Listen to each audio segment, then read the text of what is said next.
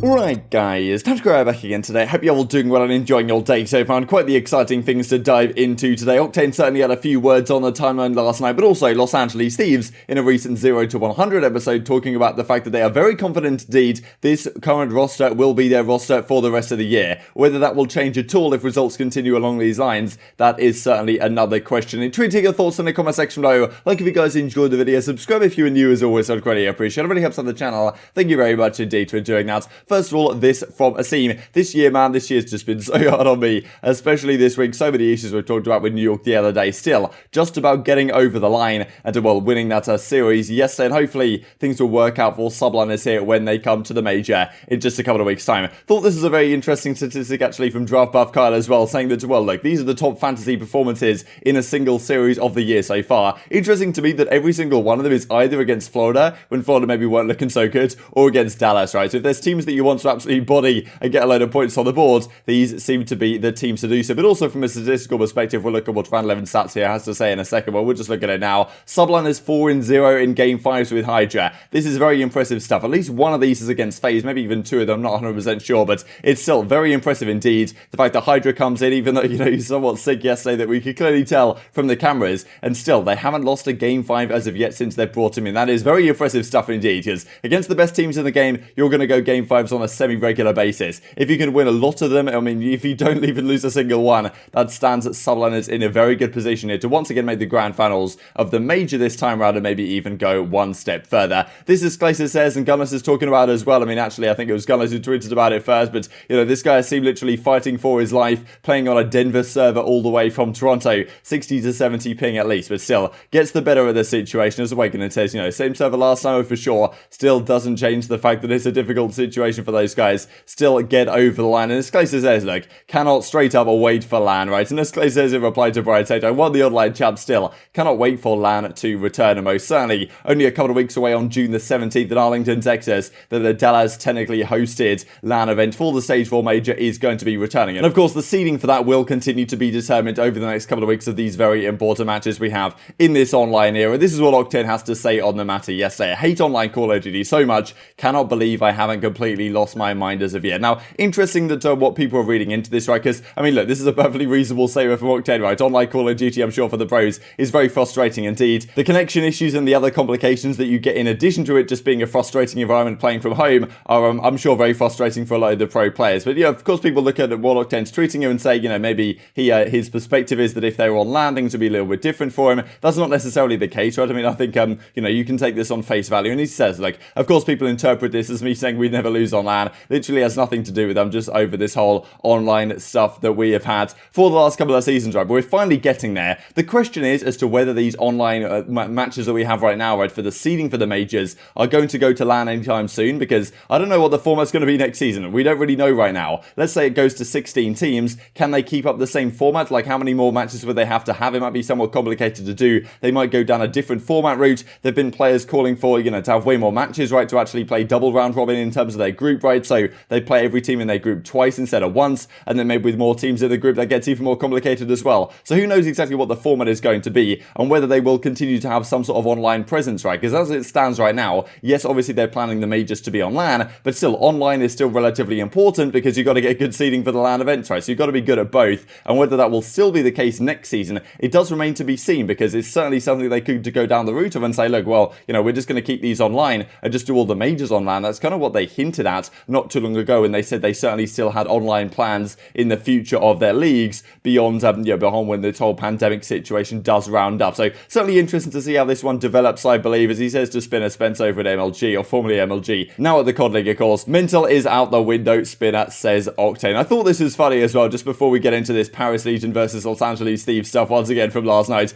Paris were doing, I don't know why they were doing all these tweets. They were just like firing out like what they thought was, I guess, a bag of meme every like 20 minutes or so. Didn't necessarily hit the mark, and as Crone says right here, Paris Legion social media today, 0 points all across the board. They do end up following him, I'm pretty sure, you know, your best follower of the year. And then Crone, of course, ups them to 3 points on the day. So pretty funny stuff. But at the end of the day, they did get a great result in terms of the actual series they played up against Los Angeles Thieves. We saw the hype from Temp. We saw the, you know, the passion that he was bringing to the table right here to try and get revenge over his old team. They have a very difficult matchup today to do the Paris Legion as well. And Thieves are in, well, very much a very difficult spot right now, because because they've played the 2 easiest matchups in theory they will have in their pool, and they haven't exactly, both of them, gone to plan. They won one of them, but still, questionable spot right now. So Paris defeated Thieves yesterday 3-1 in the end, and well, there was some discussion on the 0 to 100 episode before it went live. I'm disappointed they didn't do another pre-show. I do enjoy watching them, even though they can be somewhat difficult to watch at times. I wonder if they will bring them back, but still, they had a 0 to 100 episode that went out just live before, and well, they talk in quite some detail here, or at least towards the end of the video, as to exactly why Huke was benched. It's Kenny and JKap, of course, sitting down and having a bit of a discussion, and right at the end of the video, JKap is talking about the fact that they are very confident indeed. Of course, this is before their series loss to the Paris Legion, but still, maybe that will change things, who knows, because they've talked about the fact that Huke, he needs a squad to be built around him in a sense. They were talking about it the other day, the idea that, okay, the way he plays on the map means that we probably have to build a team around him, and maybe that's what they'll plan to do next season, right? And if things don't go so well through to, stage 5 major, stage 4 major, stage 5 major, the World Championship, next year they'll be like, alright, we're just going to build around Huke from the very start and see where that takes us, and of course keep Kenny and maybe see what our other options are from there. But they probably don't feel like they can bring Huke in and necessarily become a great team, because they're going to need to build an entire system around exactly the way he plays the game. I think that might be their thought process.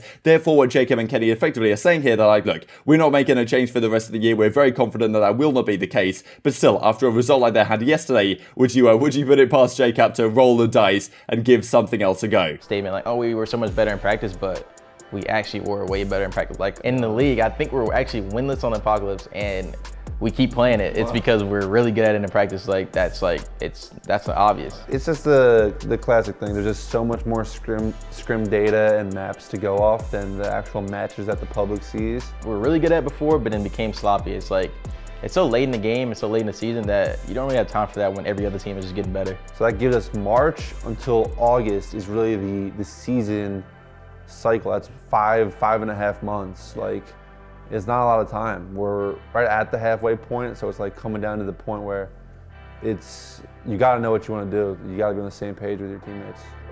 To all the fans, thank you for supporting us, I should say, throughout a pretty rough back and forth year. A lot of roster moves, some high points, some low points. But now we're confident that this is our roster for the end of the year, so hopefully we can bring home a chip soon. We're confident in our ability to do so, and now it's just, going out there and getting it done. So of course, so far this season, so many roster changes that both of these teams have made, and well, Paris Legion being one of them, but also Los Angeles Thieves, the main one, right? March 26th, in comes Venom, out goes Temp. I mean, of course, Royal Ravens have also made a crazy amount of changes, but these are, well, 2 that were pointed out yesterday. April 7th, of course, Drazah comes in, Slasher goes out, then we've got Huke and TJ out, and then TJ back in, and Huke out. Many big questions, of course, going on about this, and this, of course, that came out from Huke not too long ago as well. Okay, everyone, apparently there's something wrong with being happy. He did talk about how he's going to make a YouTube video soon TM, I'm sure, because that hasn't really arrived as of yet, to my knowledge at the very least. But yeah, this is what Huke has to say at the time. And the difficult thing really is for the Los Angeles Thieves, that, as I talked about, right, who do you exactly bring in? Of course, you want to bring in Huke. The problem is, in the same way, really, with Slasher and Huke, your 2 bench players, incredibly talented players throughout Call of Duty history, right, is that both of them probably require the team to be built around them to some degree. Like, if Slasher comes in, it's going to completely change the vibe and the culture of the team. Maybe that's what they need, I don't know, but probably the Slasher-Kenny partnership is now long gone. And the problem is for Thieves really is that, well, look at the rest of their group. They've played Paris and Surge. They had the best possible start you could possibly have to this Group A. They went 3-2 against Surge, a very close series that they coulda, shoulda, woulda lost, to be honest, against especially that control that didn't go their way. And then, of course, the Paris Legion guys, they lose 3-1 yesterday. But having got their easy matches out of the way, in theory, and sitting at 1-1, they do not have the easiest time by any means. On Sunday, I'm pretty sure they play against FaZe this week, and FaZe are already 3-0, 9-1, doing their thing as they tend to do. Then next week, they play the Rokkr, finishing off against OpTic Chicago on the final Sunday. So it's not looking great for Thieves by any means. And if they don't go 2-1 out of those 3 matches, which is going to be difficult to do anyway, they might find themselves in losers, and they find themselves a very tough spot, only being able to lose 1 series when they go to the major on LAN. And some of the players on that team don't exactly have too much experience in a LAN environment, right? The idea, Drazah, for example, Venom, for example, of course, as well, that haven't really played too much LAN throughout their career. So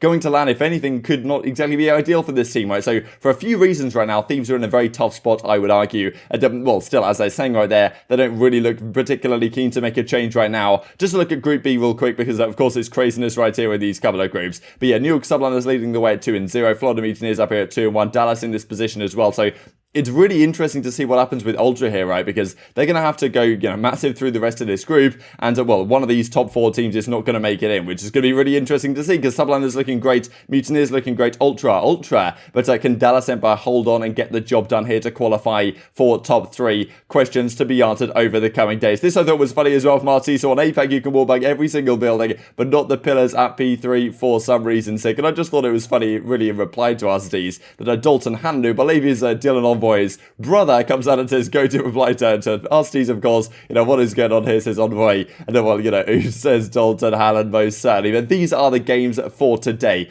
Ultra v Ravens, OpTic versus Legion, and Rokkr versus Surge. I think on paper, you can probably say that there shouldn't be any upsets here. But it is interesting how some of these matchups could play out. Because Ultra versus Ravens, as we said, a massive matchup for Ultra. They need to come through and just have a phenomenal series finish ready to the rest of this stage if they want to get into that winner's bracket. Ravens, I'm not really too confident they can hold up the Ultra Force, given well, how good they looked just the other day up against the Dallas Empire. The second series, of course, does have its storylines because OpTic are just coming off a 3-0 defeat to FaZe. They need to bounce back very strong, and Legion are coming off a great victory yesterday. But typically, OpTic don't tend to have too many issues with the lower tier teams. I think they'll find their way to get over this series. I think really against FaZe, Paris Legion were pretty close indeed. They got relatively close in some of those maps. They won a Search and Destroy. I wouldn't be surprised to see a 3-1 here to OpTic or something like that. So I think some of the maps are going to be close, but I think that OpTic will find their way over the line in the end. And then we've got Rokkr versus Surge. Again, Surge in a tough spot, Rokkr looking somewhat better. I think they'll find their way to get the job done in this series, but it might be pretty interesting and nonetheless. And of course, every single series at this current time, very important for seeding for the major that is coming up on LAN, not too far around the corner. But intriguing your thoughts on all this stuff in the comment section below. Hope you guys enjoyed the video. If you did enjoy it, I'd greatly appreciate a like on the video. It really helps out the YouTube algorithm to know you enjoyed this content. Other people like you may enjoy this content as well, and I've grown the competitive Call of Duty community. Thanks for watching as always, take care, and I will see you next time.